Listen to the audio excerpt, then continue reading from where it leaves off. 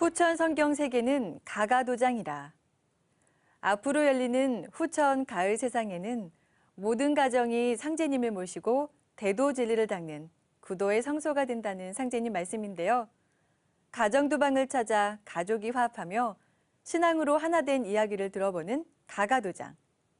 이번 주인공은 부부간의 단단한 믿음과 애정으로 살리생자 기운 가득한 도방을 채워가고 있는 부천도장 이승훈, 김명성 도생입니다.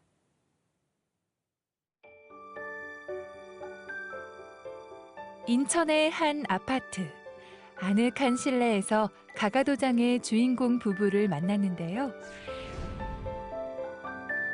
유년 시절부터 성현들의 인격과 지혜를 동경해 구도의 삶을 추구해온 아내 김명성 도생님과 옛 철인들의 예언으로 앞으로 펼쳐질 세상에 관심이 컸다는 남편 이승훈 도생님. 진리를 찾고자 했던 부부의 간절한 마음과는 달리 두 분은 그 과정에서 많은 어려움을 겪었는데요. 담담하게 지난 일들을 이야기하는 부부의 모습에서 삶을 대하는 진솔한 모습을 엿볼 수 있었습니다. 이들 부부가 돌고 돌아 상제님 진리를 만난 사연 들어봤습니다. 안녕하세요. 저희는 부천 도장에서 신앙하고 있는 가족입니다.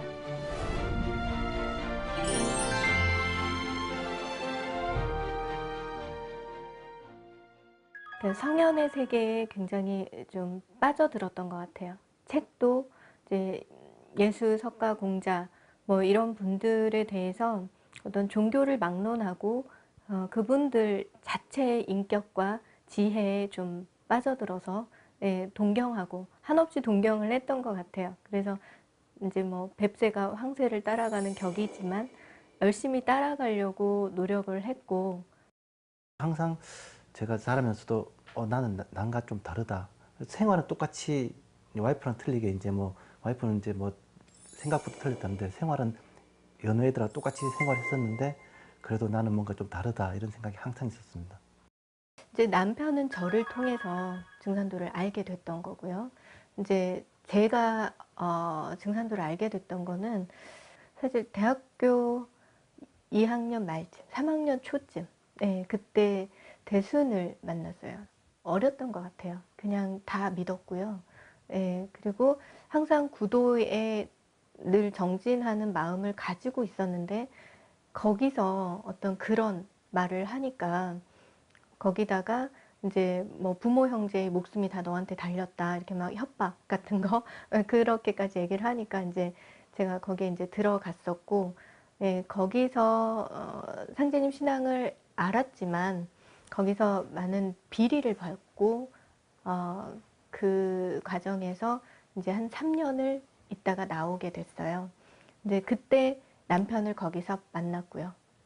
그래서 남편에 의해서 이제 또 나올 수 있는 계기를 만들어 줘서 그때 남편에 의해서 그렇게 또 나올 수 있게 됐었고, 계속 어떤 갈증했죠. 진리에 대해서 계속 갈증하고, 그래서 그 와중에 이제 불교에도 가서 거기서 108배례 하면서 또 아기를 가졌고요.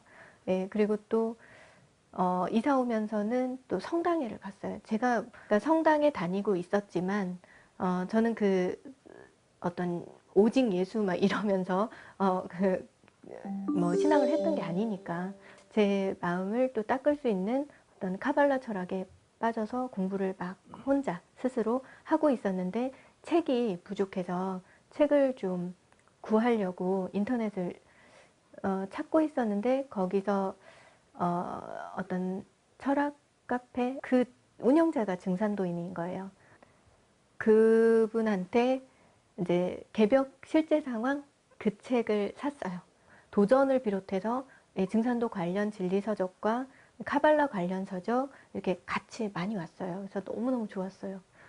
그 중에서 가장 두꺼운 그 도전책이 막 마음이 확 가더라고요. 그래서 그때 도전책을 읽으면서 새벽 4시까지 뭐 5시까지 시간이 언제 어떻게 흘러가는지도 모르면서 책을 읽었는데 읽으면서 울면서 웃으면서 정말 깊이 빠져서 읽었던 것 같아요. 그렇게 감동하면서 읽은 책은 처음이었던 것 같아요. 예. 책이 왔을 때요, 제가 좀 읽기 시작하다가 남편한테 바로 전했어요. 남편하고는 거의 제가 모든 걸 공유를 하는 편이에요. 마음이 많이 통하고 제가 또 그렇게 공유해야 편해요. 알리면서는 조금 걱정은 했어요.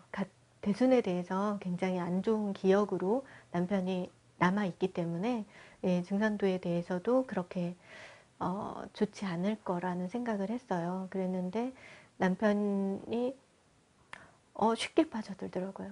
책을 보면서 쉽게 흥미있어하고 빠져들고 뭐 월간개벽 과어로를 막 몇 권을 주문을 하더라고요.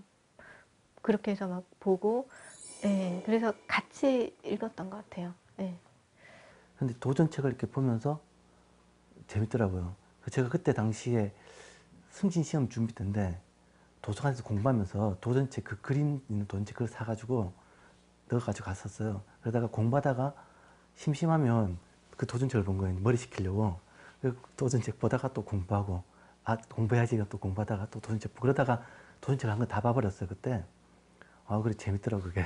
근데 보통 머리 식히려면은 산책하고 이렇게 해야 되는데, 같지 않아서 도전책 보면서 그랬던 게 기억이 나요. 저 같은 경우는 이제 솔직히 직업이 경찰이다 보니까 눈에 보이는 걸 믿게 되는데, 도전책에서 저는 그 상계님께서 그 멀리 가는 윤선을 붙잡아 놓고 누구지, 그 김구 선생님 그 백범일지 나왔다는 그 주석 있잖아요. 그거 보고 와 진짜네 이렇게 믿고 그거 보고서 감동을 받았고, 뭐 서로 증산도를 알아보면서도 서로의 어떤 소감이나 느낌 뭐 이런 것들을 같이 나누고 더 행복하고 부부 관계 자체가 굉장히 행복하죠. 같이 신앙을 나눌 수 있다는 거. 삶을 바라보는 인간의 방식은 그의 운명을 결정한다. 밀림의 성자 알베르트 슈바이처 박사의 말인데요. 참 진리를 향한 끝없는 노력 끝에 마침내 상제님 진리를 만난 김명성, 이승훈 도생의 이야기에서 그 뜻을 알 수 있습니다. 모든 것을 남편과 공유한다는 김명성 도생님의 말에서 짐작할 수 있듯 이는 부부의 믿음과 사랑이 있었기에 가능했는데요.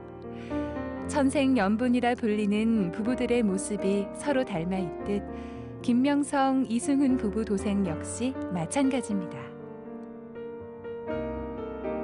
유년 시절부터 인생의 근본 의문에 호기심을 가진 것과 구도 과정에서 첫 발을 잘못 내디딘 것, 그리고 두 분의 조상님 이야기도 짜맞춘 듯 흡사하기 때문이죠.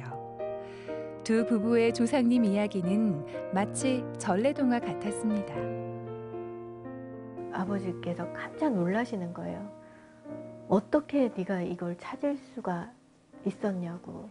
저희 할아버지 할머니께서 사실은 함경남도가 고향이신데 거기서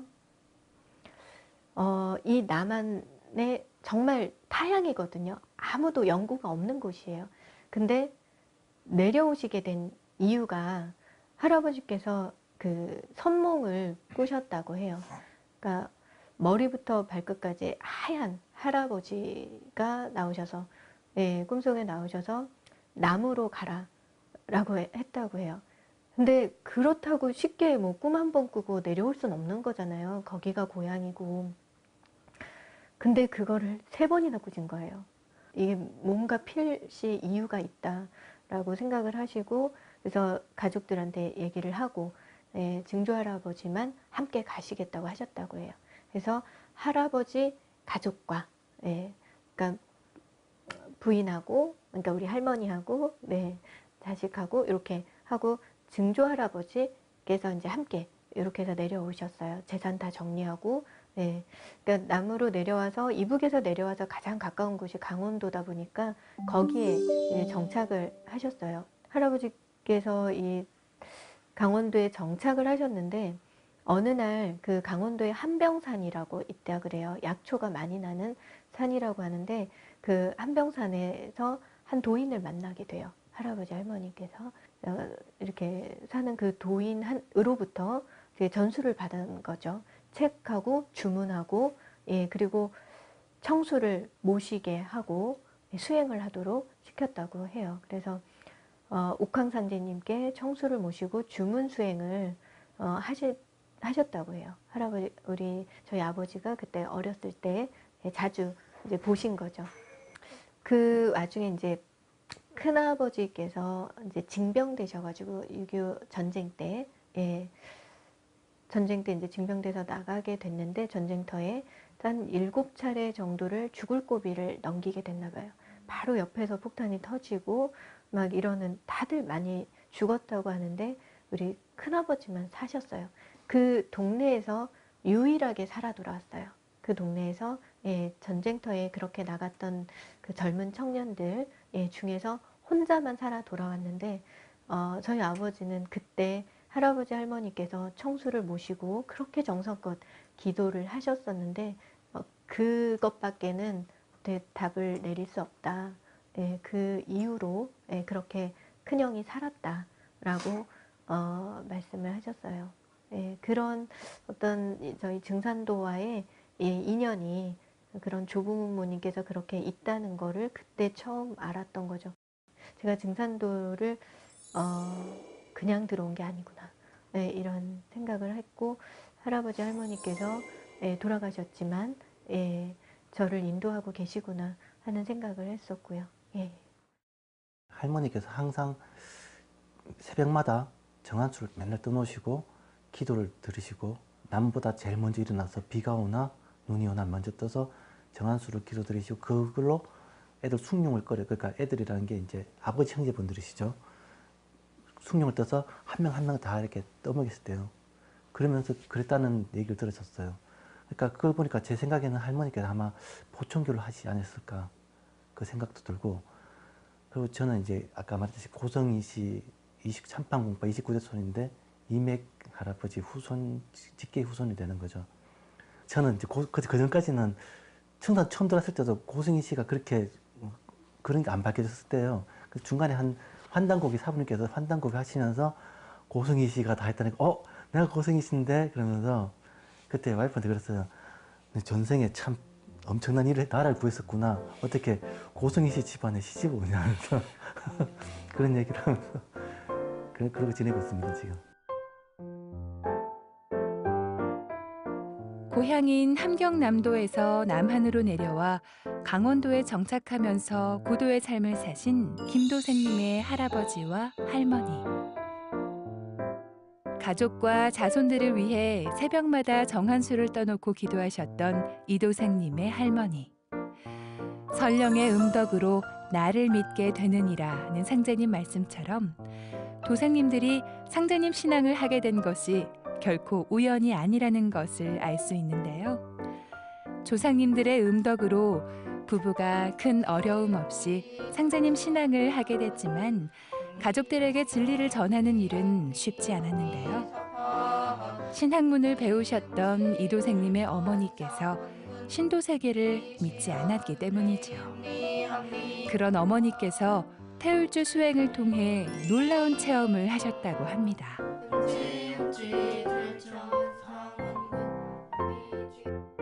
어머니는 자주 오고 싶어 하세요, 우리 집에. 이제 아들 삼형제 중에 이제 우리 집에 제일 오고 싶어요. 왜냐면 우리가 이제 사이좋게 지내고 있으니까, 뭐 다른 형들도 사이가 완전 나쁜 건 아니지만 오셔가지고 있는데, 우연히 이제 그 상제님하고 태모님 어진을 보시게 된 거예요. 그러더니 정색을 하시면서 이게 뭐냐고 막 치우라고 막 그러시더라고요. 그게 아니라고 차근차근 설명했죠. 그래서 이제 제보다 이제 와이프한테 맡겼죠. 그래서 와이프가 이제 차근차근 다 설명했죠. 그래서부터 관심을 가지면서 어떻게 됐지, 그래서. 네. 그래서 어머니께서는 그 연세에 지금 70이 넘으셨거든요. 그때 사범대학을 나오신 분이세요. 그러니까 그때만 해도 어떤 서양 과학, 물질 문명 또는 이런 학문, 신학문들이 막 들어오던 때, 그러니까 좀 미신타파 한다 하고, 뭐 어떤 그 우리의 어떤 전통적인 어떤 문화들을 전부 인정을 하지 않고 과학 문명의 어떤 합리적인 그런 사고에 물들어가게 되는 그런 세대였어요. 그래서 저희 어머니께서 이제 신도 세계에 대해서 믿음이 없으셨어요. 굉장히 합리적인 사고를 하시기 때문에 대화할 때는 참 좋아요. 전 잘 통해요. 젊은 세대하고 잘 통하고, 말씀도 잘 나누시고, 네, 그러신데, 저희 집에 또 놀러 오셨어요. 오셔서 일주일 동안 상생방송만 보셨어요. 계속 상생방송만 보시더니, 에이, 나도 후천 같이 갈란다. 그렇게 결정을 하셨어요. 그래서, 입도를 하시기로 결정을 하시고, 수행을 하는데, 2시간 반쯤 수행했을 때 또 웅성거리는 소리가 들리는 거예요. 아주 수많은 사람들이 웅성웅성하는 소리가 들리면서 갑자기 또 서러움이 복받치면서 또 울음이 터지는데 그때 보신 거예요. 그게 저희 어머니의 이제 아버지께서 백마고지 전투 때 그때 소령이셨나? 그러니까 중령? 중령이셨는데 네. 그때 제가 듣기로는 작전 장교셨어요. 정보 장교셨어요. 근데 아마 6.25 끝나기 한두 달 전, 거의 종반 다달쯤인데 북한이 이제 쳐들어오게 된 거죠. 근데 이제 북한 군들이 이랬대요. 니들 거기서 나오면 다 살려주겠다. 그래서 그러니까 외할아버지의 부하분들은 다 나가셨대요. 그래서 정보 지키려고 간에 계셨다는 거예요.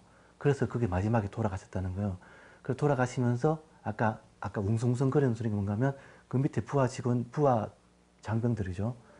자기들이 모시는 이제 대대장, 장군 아니지만 그분이 이제 돌아가시게 되니까 이제 웅성하신 소리를 듣고 오셨다는데 그 어릴 때 이제 어머니께서는 이제 그때가 그 외할아버지께서 그 당시에 일본 유학 갔다 오고 그 당시에 대학교 갔다는 거는 엄청난 거였는데 머리도 똑똑하시고 뭐 모든 게 다 출중하셨는데 그래서 이제 돌아가시게 되면서 어머니는 이제 어릴 때부터 친구들한테 놀림도 당하고 막 그 서름이 그 외할아버지 이제 돌아가시는 장면을 수행하시면서 보시게 되면서 막 이제 우시는 거죠. 이제 항상 그래서 그 막 아버지에 대한 그러니까 외할아버지죠. 아버지에 대한 막 원망도 있고 막 그렇게 자라다가 이제 그걸 보시면서 너무 서럽게 우셨죠.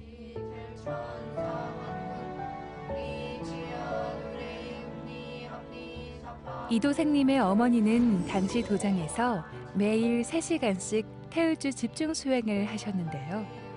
수행 7일째 되던 날 한국 전쟁에 참전한 아버지의 전사 장면을 직접 목격한 것이죠. 어머니께서 입도하고 또 신앙 정착을 하기까지는 아내 김도생님의 역할이 컸는데요. 김도생님은 평소 가족뿐만 아니라 만나는 사람들에게 생활 속에서 진리를 전하고 있습니다. 독실한 불교 신앙인이었던 지은에게 상제님 진리를 전할 수 있었던 것도 김도생님의 지극한 정성 덕분이었습니다.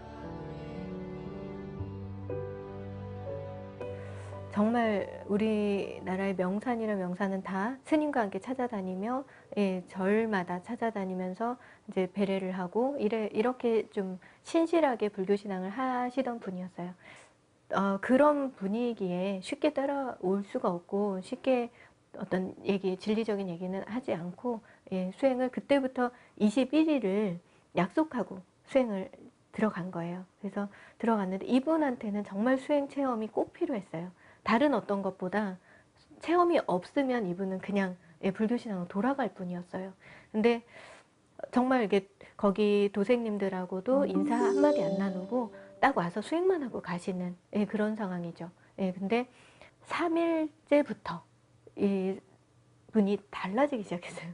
성도님들하고 막 인사를 하고 부엌에 가서 설거지를 자처하면서 하시겠다고 하고 저는 몰랐죠. 왜 그랬는지. 근데 나중에 알게 됐어요. 나중에 입도하려고 할 때 이제 얘기를 하시더라고요. 그때 수행을 도장에서 이제 수행을 하는 중에 눈은 분명히 감고 있었는데 눈이 떠진 것처럼 도장 안에 다 보이더래요. 자기 모습이 보이고 그래서 조상님들이 수십 명이 앉아 계시더래요. 자기 주변에. 뒤쪽으로. 예, 뒤쪽으로 수십 명이 정말 이렇게 촘촘히 예, 앉아서 같이 수행을 하시는 걸 보신 거예요. 너무 놀란 거죠.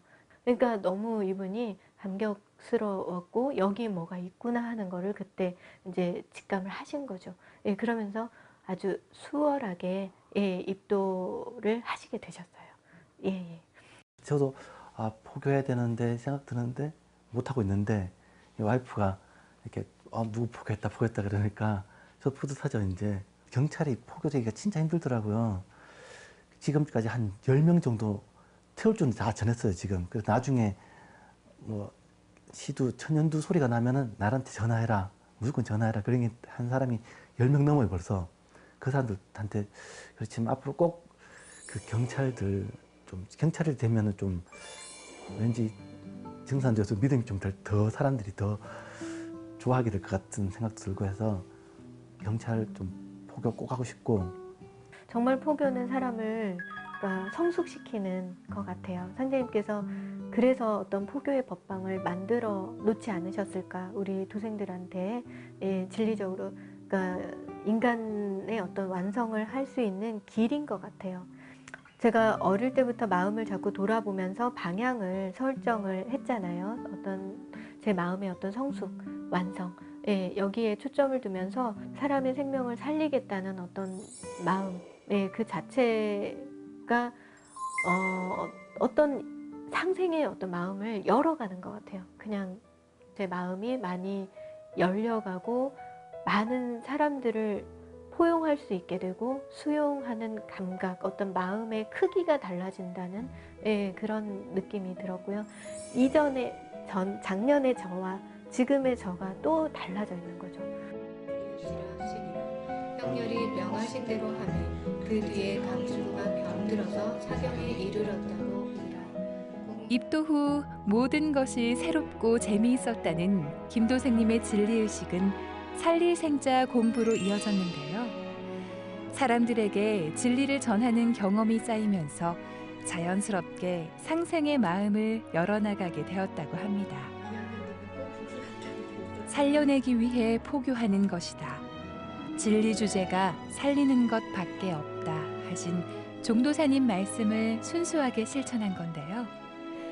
정성 수행이나 포교 대상자를 위한 기도를 할 때 가정 도방을 적극 활용한다는 부부. 도방에서의 태울주 정성 수행과 기도는 가족의 건강과 행복을 지켜주었습니다. 지금 우리 애가 지금 중학교 2학년인데 7살 때였어요. 애가 1년에 한 번 5살, 6살, 7살 때마다 1년에 한 번씩 그 장염이 걸려요. 장염 걸릴 때마다 애가 배가 완전 가스가 차면서 막 엄청 아파하더라고요. 그래서 병원에 가서 입원하고 하니까 애도 힘들고 우리도 힘들고. 그래서 또 병원 입원하게 되는 상황이 됐는데 제가 말했죠. 아니 태울주 뭐 신유 된다면서 우리 한번 해보자. 그래서 애를 안고 제가 배를 이렇게 만지면서 진짜 된다니까 진짜 100% 믿고 해보자면서 배를 태울주 입혀줬죠. 이렇게 나한테 오라 이렇게 계속 하면서 하는데 이게 한 5분인가 10분 이렇게 하는데 갑자기 저한테 진짜 제가 배가 아무렇지도 않았는데 갑자기 설사하고 싶더라고요. 갑자기 설사가 막 나오는 거예요. 그래서 제가 화장실 갔죠.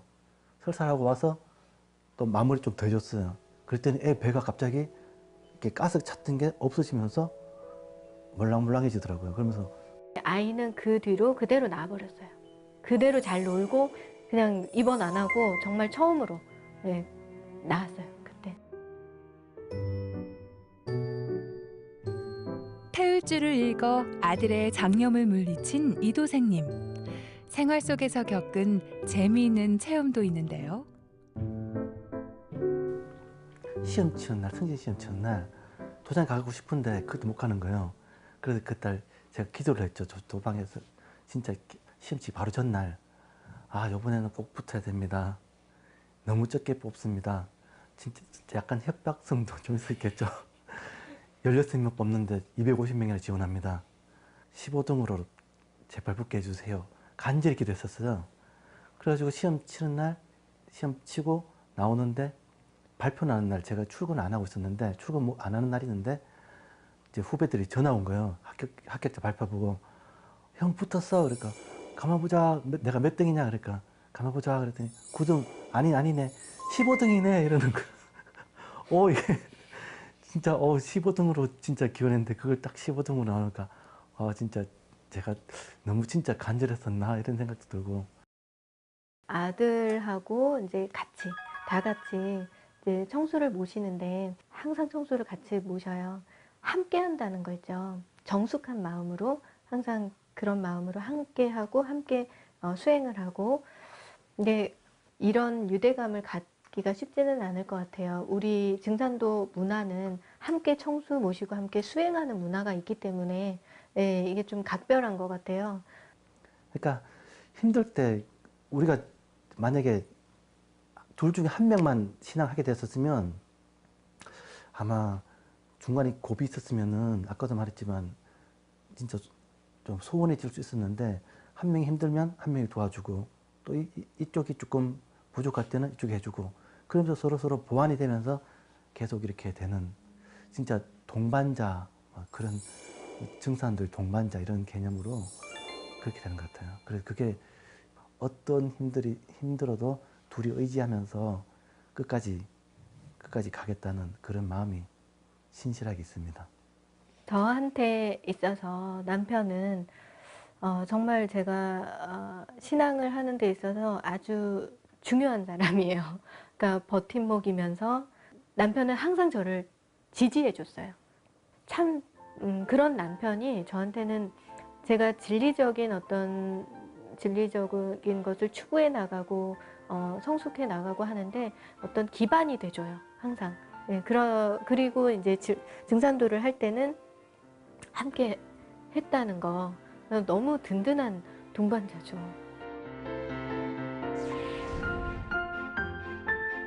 부부란 인도의 시작이요 만복의 근원이니라. 상제님께서는 모든 복이 부부를 중심으로 한 가정에서 시작된다고 하셨는데요. 이는 가정에서 조상과 부모를 섬기면서 자녀를 낳아 기르는 일이 시작되기 때문이죠. 김명성, 이승훈 도생은 가가도장에서 자녀를 올바르게 양육하고 가족이 하나 될 수 있었다고 입을 모았는데요. 조상님의 음덕으로 상제님 진리를 만나 살릴생자 공부를 실천하고 있는 부부. 사랑과 믿음으로 가득 찬 두 분의 가가도장 성장을 응원합니다.